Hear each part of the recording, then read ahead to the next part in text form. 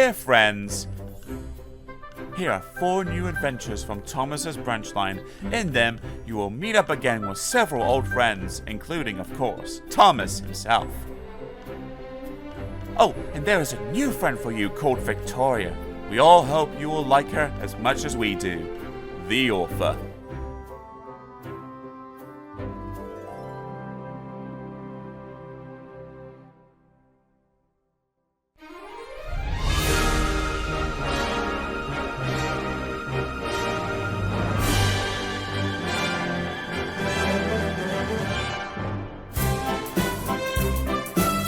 The Railway Series. Stories written by the Reverend Wilbert Audrey and his son Christopher Audrey. Audiobooks narrated by Samuel Dudley, aka Uncle Mammy.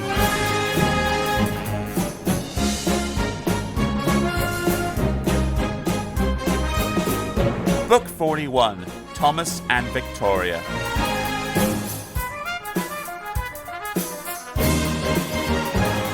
Story 1, Overloaded. Toby was worried. So many workmen were needed at the quarry that Henrietta wasn't able to carry them all. Bertie did his best to help, but he couldn't get closer than the quarry gate.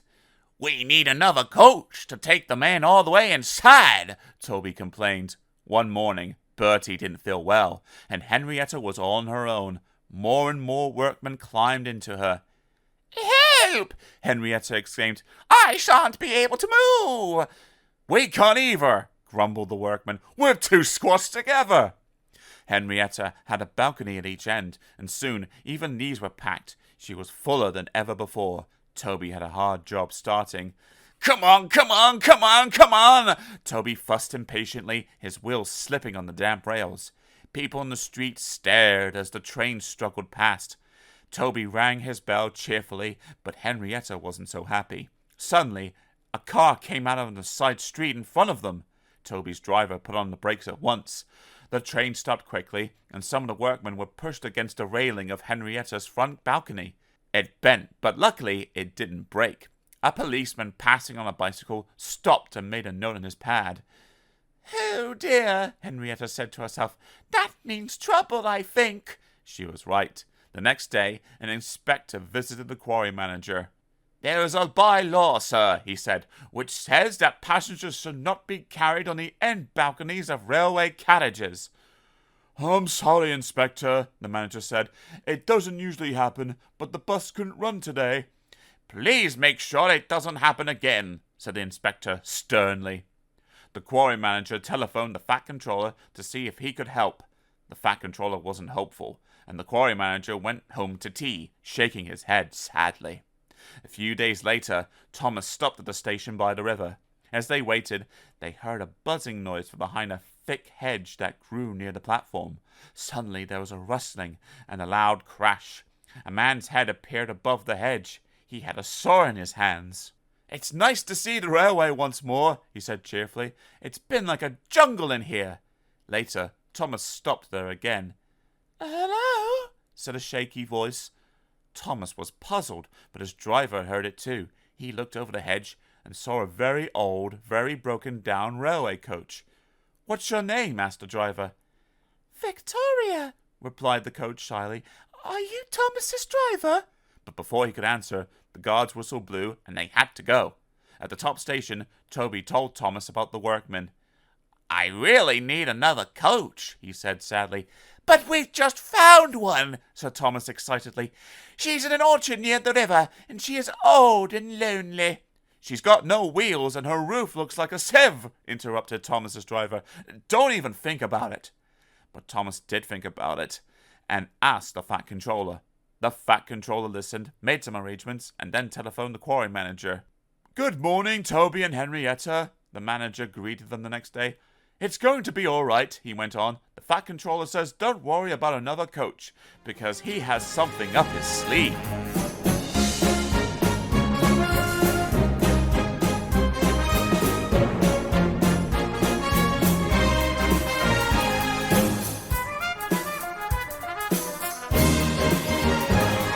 Story 2, Avalanche. The Fat Controller had left Boko in charge of the branch line while Edward went to the works to be mended. Edward needed to be fit before the summer visitors came. After a week, he was growing bored. But then a newcomer arrived. She was a wooden coach, and Edward thought there was something familiar about her. That evening, he heard a quiet, timid voice. "Excuse me," it said. "You're Edward, aren't you?" "That's right," he smiled. "Haven't I seen you somewhere before?" "Perhaps," replied the coach. "There were lots of us built for the Furness Railway. That's your old line, so Thomas's driver says." "That's right," smiled Edward. "What's your name?" "Victoria," said the coach. "When I was too old to work, I was made into a summer house in an orchard. Now a kind gentleman with a top hat says I can be mended and work on the railway again." "That would be the Fat Controller," said Edward. "Did he say where you would work?" "There would be plenty of you to do on my line," said Edward hopefully. Victoria hesitated. "I think the Fat Controller knew," she said, "but he didn't say." "Where did you work in the old days?" asked Edward. "My friend Helena and I worked on a branch line to a station called Lakeside," Victoria said. "There was a big lake with steamers on it. Winterbury it was called. Albert was our engine. He was old, but very gentlemanly and polite." She broke off, chuckling. "Except once," Victoria explained. "It was winter and very cold. Even the lake was beginning to freeze over, and that didn't happen often." "I don't suppose you had many passengers off the steamer then," put in Edward. "You'd be surprised," Victoria said. "For some, it was the easiest way of getting from the town to the other side of the lake. Anyhow, on this winter's day, the snow wasn't too bad at the junction, so we were all right when we set out. As we got near the hills, the snow got thicker. We reached a place called Haverthwaite, where there were 2 tunnels, one at each end of the station. Albert didn't care about a bit of snow. Silly soft stuff, he called it." "Thomas used to say that too," smiled Edward. "The steamer was late that day. Ice in the water, they said, and that made us late too. Albert was hurrying, because when people got off the steamer, they had to catch other trains at our junction." Victoria paused. She chuckled to herself before she went on. "Albert had been boasting about how good he was with the snow. Well, we soon got back to Haverthwaite, and Albert stopped with his buffers right at the mouth of the tunnel. The guard's whistle sounded. Albert didn't waste any time. He set off with a tremendous blast of steam, but the steam blew an enormous lump of snow off the tunnel mouth. It poured down and landed with a whoop on his cab. Albert's driver quickly put on the brakes. The train stopped, and then a lot more snow came down on Helena and me. She was almost completely buried, and half of me was too. Albert couldn't move an inch. He wanted to, but he didn't dare, in case he brought more snow down. The passengers weren't hurt, but it was the next morning before the men dug us out. I've never been so cold. Albert never boasted about snow again, though." "I wonder why," chuckled Edward.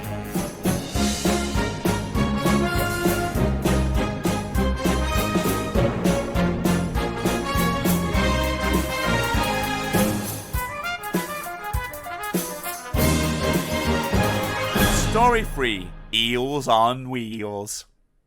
The work needed to make Victoria as good as new took a long time. Summer came with a long, hot, dry spell. There was no rain at all for many weeks. The sun shone from a clear blue sky, and the engines grew hotter and hotter. Sometimes Daisy noticed creatures coiled up beside the railway, enjoying the sunshine. Usually they took no notice as she passed, but now and then they would slither away to hide beneath the dry grass. "How do they move?" wondered Daisy. "They've got no legs." "Neither have you," laughed the driver, "but you manage all right. They're grass snakes, and they move by wriggling their bodies very fast from side to side." How clever, thought Daisy, and she told Thomas and Percy about it. Percy shuddered. "I don't like the sound of that," he said. "I hope they don't come near me." "They won't," his driver reassured him, smiling. "They're harmless, and much more frightened of you than you are of them, I promise." "I'm not scared, Percy," said Daisy scornfully. "Surely you're not frightened of a few harmless, wriggly things?" Percy wasn't comforted. "Ah," he said, "just the thought of those snakes makes me shiver." Daisy thought he was being very silly. One afternoon, she brought some boxes up from the junction. The men handled them carefully. "It's a special delivery," explained Daisy's driver. What's so special about it? asked Daisy. "It's live eels," her driver said. "Sort of water snakes. They're for a special menu at the restaurant in the high street." Very carefully, the porter stacked the boxes on the platform. Daisy moved back so that the milk van could be coupled onto her. The piles of boxes was now just in front of her, while porters began to load empty milk churns into her van. Suddenly, a small boy ran past. He accidentally caught the top box of the pile with his coat sleeve. It hit the platform and burst open onto the rails in front of Daisy. Out cascaded a knot of slivery black eels, which had once tried to wriggle away in all directions. Some of them went underneath Daisy.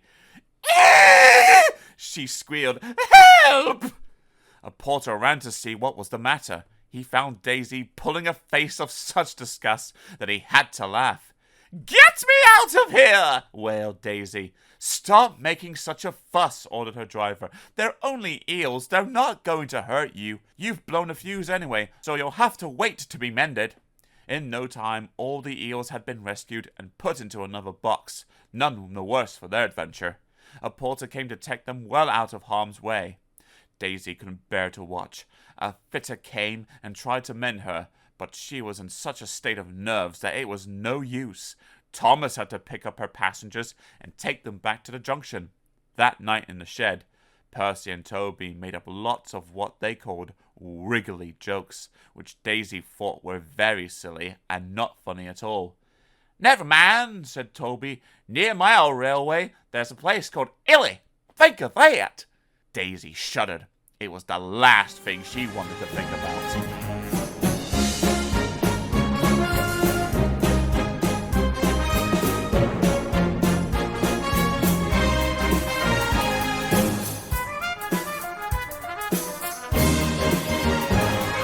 Story 4. Toby's Vintage Train. At last Victoria was ready. The fat controller came to see her. Edward will take you to Thomas's Junction, he said. Then go with Thomas to meet Toby and Henrietta, who you will work with. Victoria's wheels hummed happily on the rails. It's wonderful to be running again, she thought. Edward introduced the Boko at his own station, and they soon reached Thomas's Junction. Thomas and the fat controller were waiting for them. Thomas's driver was amazed at the change in Victoria. I hope you feel better, the fat controller told her. You certainly look better than you did when we first saw you. I feel wonderful. Thank you, sir, smiled Victoria. Victoria was coupled behind Annie and Clarabelle, and they set up the valley. At the station by the river, an inspector met them. Terence is in trouble, he said. I'll ride in your cab, Thomas, but go carefully until we know what has happened. A little way down the line, Terence's owner was building a barn. The lane to the barn ran along the top of a cutting just outside the tunnel. That afternoon, Terence had been pulling a trailer loaded with stones for the barn when a boulder had fallen into the lane from the verge. Terence swerved towards the edge of the cutting to avoid the boulder, and of course, the trailer followed. Suddenly, the trailer's wheels hit a muddy patch and slipped sideways towards the railway. The weight of the stone dragged the trailer further over the edge. Terence tried to hang on, but the trailer broke away and bumped down the steep hill towards the railway. Luckily, there was a huge bush on the cutting side. The trailer ran into it and stopped, balancing dangerously. The heavy stone tumbled down the slope and landed beside the railway with a crash. Thomas's train is due, gasped Terence. His owner ran to telephone a warning to the station. His call was just in time. With the inspector in his cab, Thomas moved cautiously along the line. By the time they reached the place of the accident, the farmer had managed to fasten the trailer so that it would not move. The inspector made sure that the building stones had not damaged the railway. All right, he told Thomas's driver as he climbed back into the cab. Proceed at caution, please, and drop me at the next signal box so I can report what's happened. Thomas and the inspector reached the top station safely and found Toby and Henrietta waiting for them. Victoria and Henrietta liked each other at once and soon became the best of friends. There cannot be many railways, announced the Fat Controller, who can run a complete train of stock as old as Toby, Henrietta, and Victoria. Ladies and gentlemen, I give you 3 cheers for Toby's vintage train. I am very proud of all 3 of you, and I know you will be a credit to me. Now Victoria is as happy as can be. She helps Henrietta to take workmen to and from the quarry, and at other times you will see her with Thomas, Annie, and Clarabelle running happily along the valley. She knows she is very lucky. This is better than being a summer house in an orchard, she sometimes thinks to herself. It's great to be useful again. I think we can be sure, can't we, that Victoria will be useful for many years to come.